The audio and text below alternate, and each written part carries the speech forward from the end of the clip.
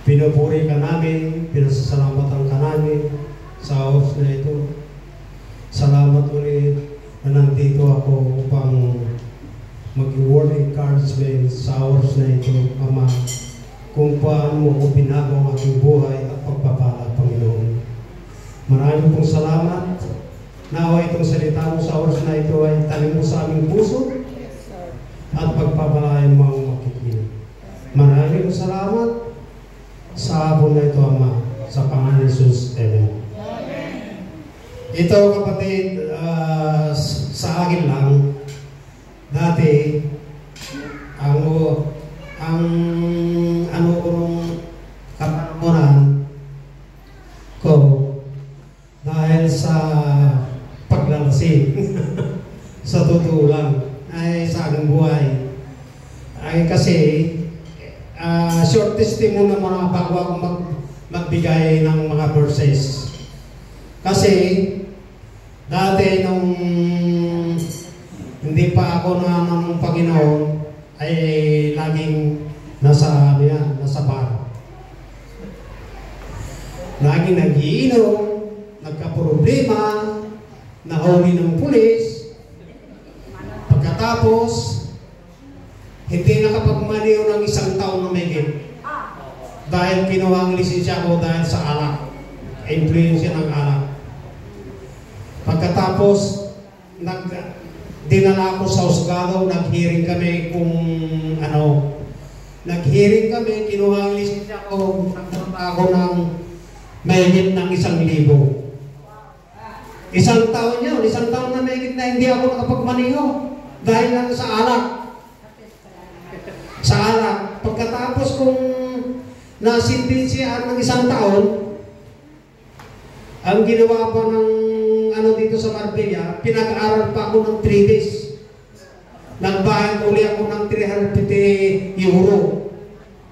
Nag-aaral ako ng 3 days, 7 o'clock in the morning until 3 o'clock in the afternoon. 3 araw yun. Binigyan pa ako ng libro. Hanggang ngayon sa bahay pa yung libro. Kaya mahirap talaga pag ano talaga. Kaya maraming pagsubok sa akin, pero minsan matigas ang aking ulo. Hindi ko pinapakinggan ang aking asawa. Inom dito, inom doon, nagja-jazz, paglabas, inom. Walang nangyayari talaga. Kaya ginawa ko, Lord, sabi ko sa Panginoon, tulungan mo po ako kung paano ang gagawin ko, sabi ko. Kaya babasahin ko itong verse na ito. Maraming pagsubok na dumating sa aking buhay, pero hanggang ngayon napagtagumpayan ko.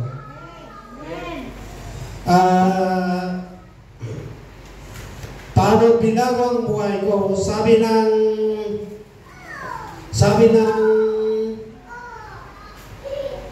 Ephesians 5:18, ito muna, Ephesians 5:18.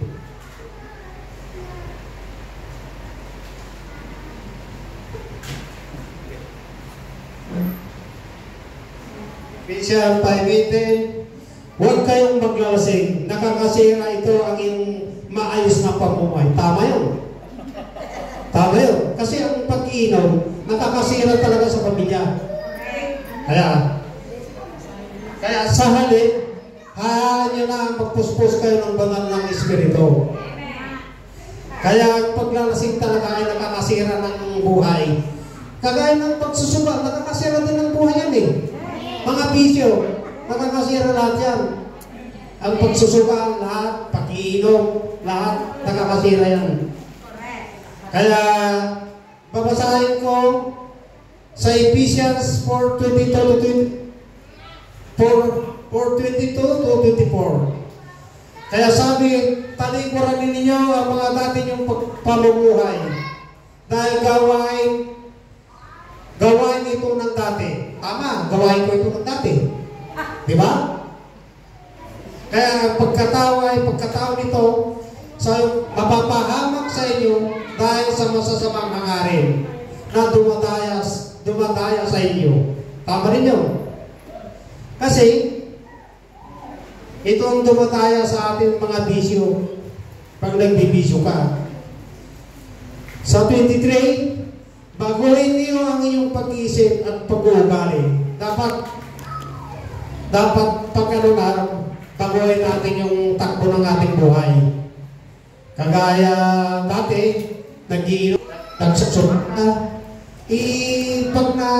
pag nasa pag-ano, lumapit na tayo sa Panginoon. Kasi ang Panginoon talaga napakaganda talaga pag tayo lang pupuri sa Panginoon. Totoo, ipakita niya binago kayo ng Diyos at binigyan ng buhay na matuwid at balang nakatulad ng Diyos. Pag tayo ay binago ng Panginoon, huwag natin balikan ng nakaraan.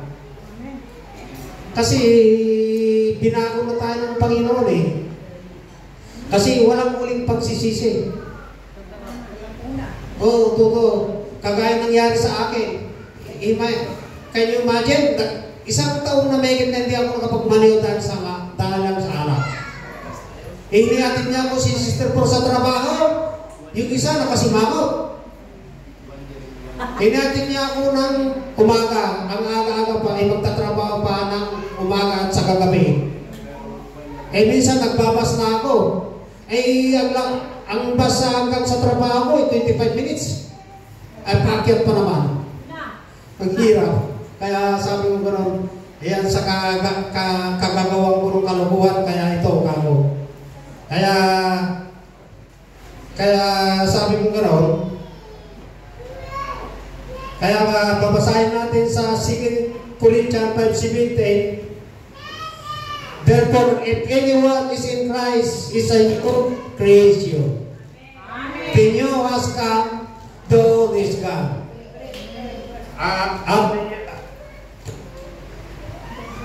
Therefore, if anyone is in Christ, the new creation has come. The old is gone, the new is here. Ngayon, kaya bago ng nilala. Wala lang dating pagkatao dahil binago na tayo ng Panginoon.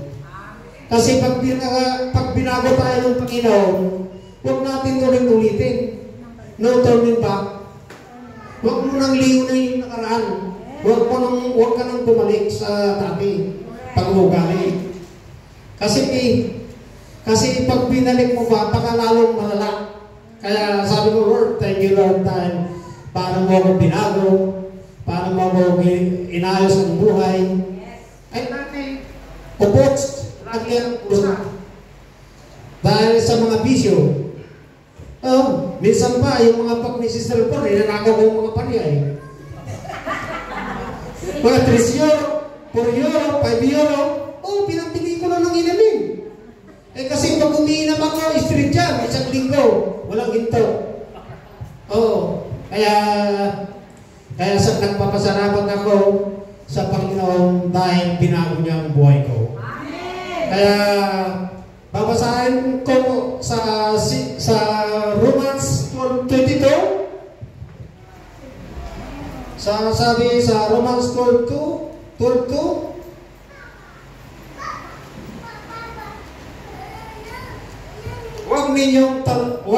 tularan ang iyong pag-uugali ng mga tao sa mundong ito. Hayaan ninyong pag-uwi kayo ng Diyos sa pamagitan ng pagbabago ninyong isip. Para malaman ninyo ang kalooban ng Diyos, puro ang mabuti at kalugod-lugod sa kanyang paligid. Di ang gandang sinabi ng Panginoon. Kaya yung mga tao, huwag natin tularan ang dito sa mundong ito. Kaya baguhin natin yung mga pag-uugali natin, mga bagay na hindi kalugod-lugod sa Panginoon. Kaya maganda maglingkod. Sabi pa ng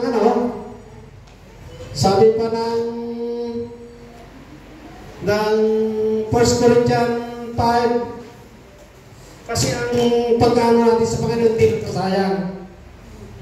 1 Corinthians 15:58.